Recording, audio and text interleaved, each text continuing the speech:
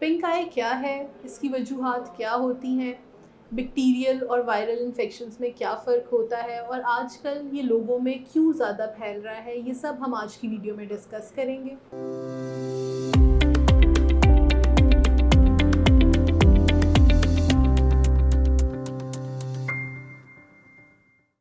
अस्सलाम वालेकुम, मेरा नाम डॉक्टर मारिया है और मेडिकल के शोबे में मेरा 10 साल का तजुर्बा है।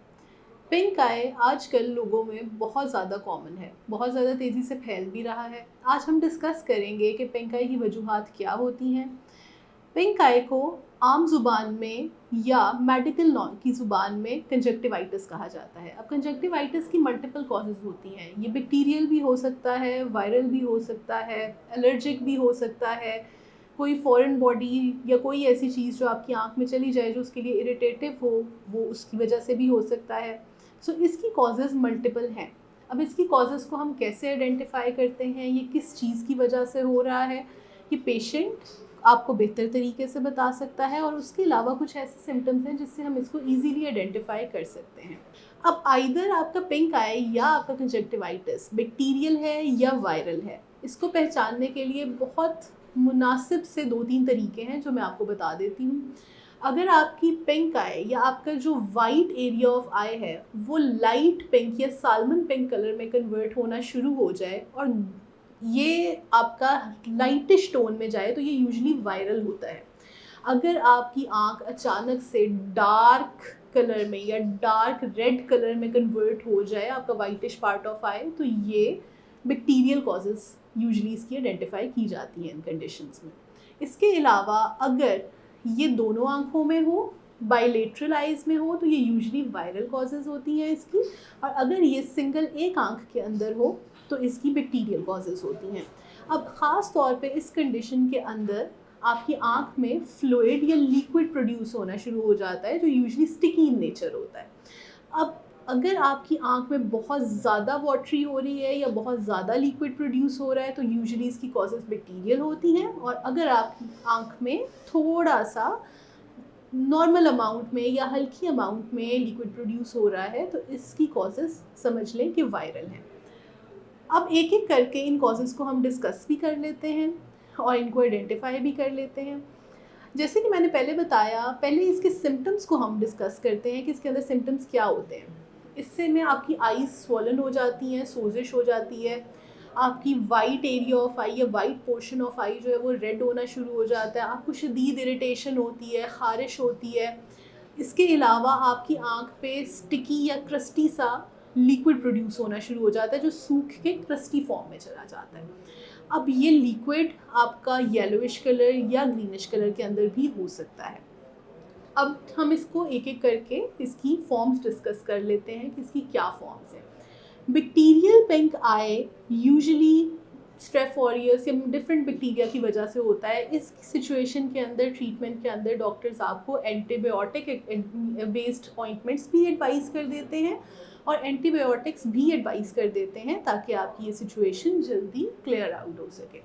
वायरल पिंक आई के अंदर यूजुअली ये सेल्फ रिजॉल्विंग कंडीशन होती है। इसके अंदर हम कोई ऐसी ऑइंटमेंट्स, कोई ऐसे ड्रॉप्स नहीं देते।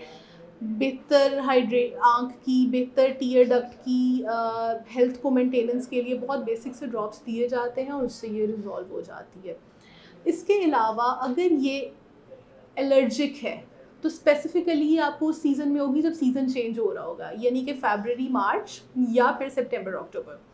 इन सीजन्स के अंदर आपको कोई ना कोई ऐसा एलर्जिन जो आपकी आंखों के लिए एलर्जिन ज़्यादा आपको इरिटेट कर रहा है, उसकी वजह से ये होता है। वो पोलन भी हो सकता है, वो किसी किस्म का एलर्जिन भी हो सकता है, कोई फॉरेन बॉडी हो सकती है जो आपकी आंख में आके फंस जाए। इस सिचुएशन के अंदर अगर आप नॉर्मल अच्छे आई सोल्यूशन से आँख को वॉश कर लेंगे, या अगर आपको किसी अच्छे आई सोल्यूशन का नहीं पता और आप warm water, Luke warm water जो आपकी आँख हल्के तौर पे बर्दाश्त कर सके, उससे अपनी आँख की आउटर साइड को क्लियर कर लेंगे तो ये सिचुएशन भी आपकी रिजॉल्व हो जाएगी।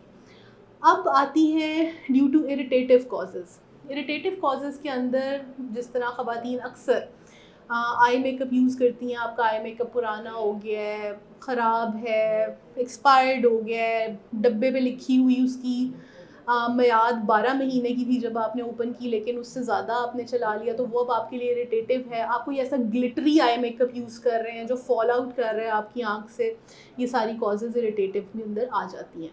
इसके अलावा जो आप कॉन्टैक्ट लेंसेज यूज़ करते हैं, अगर आप उनको उनके जो डिफ़ाइंड टाइम है जितना उसके ऊपर लिखा हुआ है, अब हर कॉन्टैक्ट लेंसेज का डिफ़ाइंड टाइम एक डिफाइंड टाइम के लिए होते हैं। अगर आप उसको उससे ज़्यादा वेयर कर रहे हैं या उसकी क्लीनलीनेस को मेंटेन नहीं कर रहे या उनको डेली बेसिस पे उनके सिनाइन सोल्यूशन से वॉश नहीं कर रहे, तो ये सारी कॉजेज़ भी आपको पिंक आई की तरफ लेके जा सकती हैं।